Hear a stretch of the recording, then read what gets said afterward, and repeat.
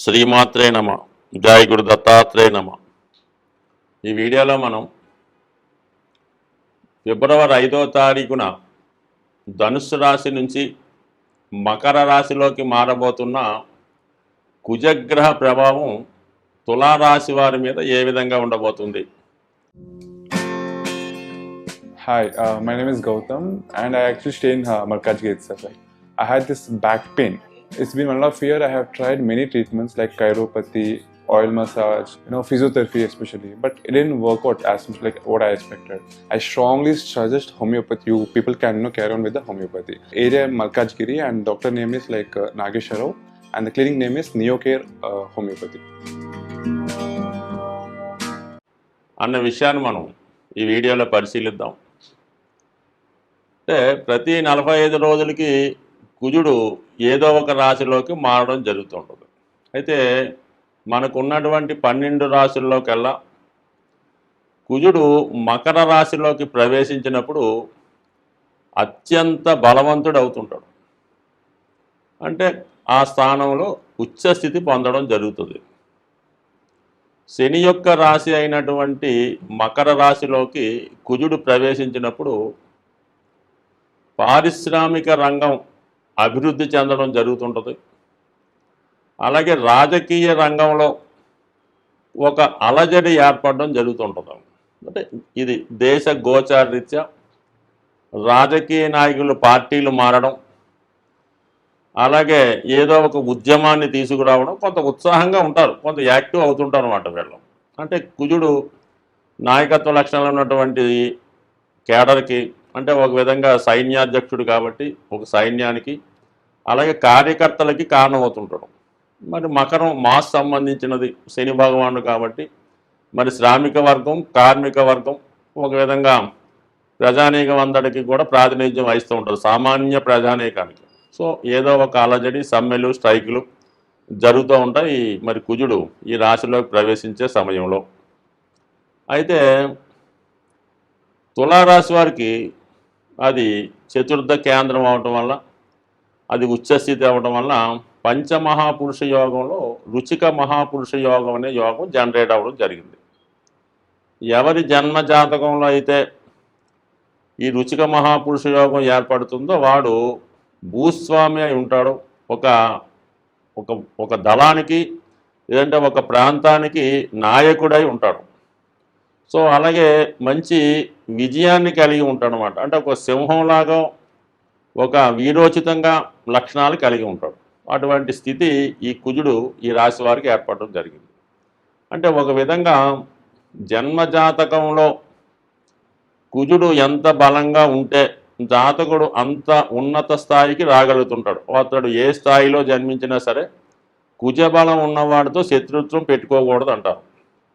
చిన్న స్థాయిలో ఒక కార్మిక స్థాయి నుంచి అత్యున్నత ప్రధానమంత్రి స్థాయి వరకు ఎదిగిన వాళ్ళు మనం పరిశీలిస్తే కుజుని యొక్క బలం తప్పనిసరిగా ఉంటుంది.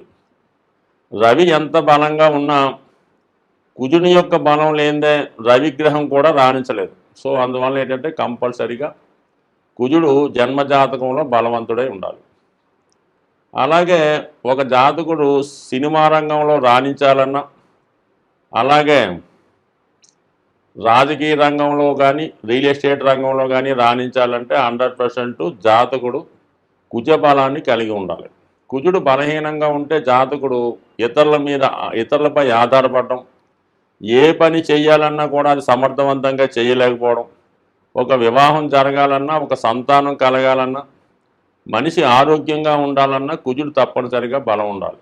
మరి ముఖ్యంగా ఈ తులారాశిలో ఉన్నవాళ్ళు ఎక్కువగా సెలబ్రిటీ సినిమా రంగంలో రాణించగలుగుతుంటారు కాబట్టి మరి వీళ్ళు సినిమా రంగంలో ప్రవేశిద్దాం అనుకున్న వారికి కూడా కుజుడు బలవంతుడై ఉన్నవాడు ముందు ప్రతినాయకుడుగా విలన్గా ప్రవేశించి తర్వాత హీరోగా మారడం జరుగుతుంటుంది.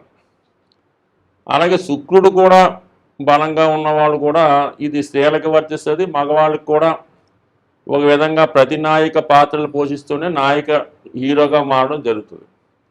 అయితే చంద్రుడు బలవంతుడైతే వాడు డైరెక్ట్గా హీరోగా మంచి ప్రజల యొక్క గుర్తింపుతో హీరోగా రావడం జరుగుతుంది. ప్రస్తుతం మరి ఈ కుజుడు బలంగా ఉన్నాడు కాబట్టి ఈ తులారాశిలో ఉన్నటువంటి సినిమా రంగంలో వారికి అద్భుతమైనటువంటి అవకాశాలు రావడం జరుగుతుంటుంది. అటు చారిత్రాత్మక హిస్టారికల్ కానీ సాంప్రదాయబద్ధమైన సినిమాల్లో మంచి నేమ్ అండ్ ఫేమ్ ఈ రాశిలో జన్మించిన వారికి ఈ సమయంలో అవకాశం రావడం జరుగుతుంది. వాళ్ళ యొక్క దైనందిన జీవితంలో కూడా అత్యంత ప్రతిభని కనబరుస్తూ ఉంటారన్నమాట. ఇది పోలీస్ డిపార్ట్మెంటు, రాజకీయ రంగం, వైద్య వృత్తిలో ఉన్న వాళ్ళకి ఎక్కువగా ఇంప్రూవ్మెంట్ రావడం జరుగుతుంది. ఒక విధంగా ప్రస్తుతం గోచారంలో ఉన్నటువంటి శని, కుజ, రాహుగ్రహాలు ఏ పరిశ్రమైనా అభివృద్ధి దిశగా వెళ్ళే సూచనలు 100% ఉన్నాయి. అలాగే మరి నాయకులకు కూడా ఎక్కువ అభివృద్ధి, విజయ అవకాశాలు కూడా మరి తులారాశిలో ఉన్న వాళ్ళకి చాలా అనుకూలంగా ఉండడం జరిగింది. సో ఏదైనా మరి తులారాశి వారికి అటు కుజుడు చతుర్థ స్థానంలో రుచిక మహాపురుష యోగంలో ఉండడం వలన గృహయోగం ఏర్పడే అవకాశం ఉంది. కుటుంబ అవసరాల కొరకు ఒక చక్కటి గృహాన్ని నిర్మించడం కానీ, లేదంటే జీవిత భాగస్వామి కొరకు అంటే భార్య పేరుతోనో భర్త పేరుతోనో గృహ నిర్మాణం చేద్దాం అనుకున్న వాళ్ళకి కానీ, లేదన్నా ఒక భూముల మీద స్థిరాస్తి మీద పెట్టుబడి పెడదాం అనుకున్న వాళ్ళకి కానీ, చాలా కాలంగా ఇతరుల ఆధీనంలో ఉన్నటువంటి భూమిని మీరు స్వాధీనం చేసుకోవడం కానీ, మీకు వారసత్వంగా రావాల్సినటువంటి ఆస్తులు ఈ సమయంలో మీ పేరుతో మీ ఆధీనంలోకి రావడం కానీ జరిగే అవకాశం ఉంది. సో ఏదైనా సొంత ప్రాంతంలో, మీ యొక్క సొంత రాష్ట్రంలో, సొంత దేశంలో, సొంత ప్రాంతంలో మీకు విజయ అవకాశాలు రావడం, అక్కడ ఏదో ఒక అభివృద్ధి, ఏదో ఒక స్థిరాస్తి మీద ఇన్వెస్ట్ చేయడం 100% ఈ రాశి వారికి మరి ఈ కుజగ్రహ బలంతో జరిగే అవకాశం ఉంది. మరి ఈ రాశివారు ఖచ్చితంగా భూదేవి యొక్క అనుగ్రహం కోసం కుజుని యొక్క ఆరాధన చేసుకోవడం అంటే ఖచ్చితంగా మంగళవారం రోజు సుబ్రహ్మణ్య స్వామికి అభిషేకం చేయడం వల్ల భూదేవి అనుగ్రహంతో ఏదో ఒక స్థిరాస్తి మీకు ఈ రాబోయే 2 నెలల్లో లభించే అవకాశం ఉంది. స్వస్తి.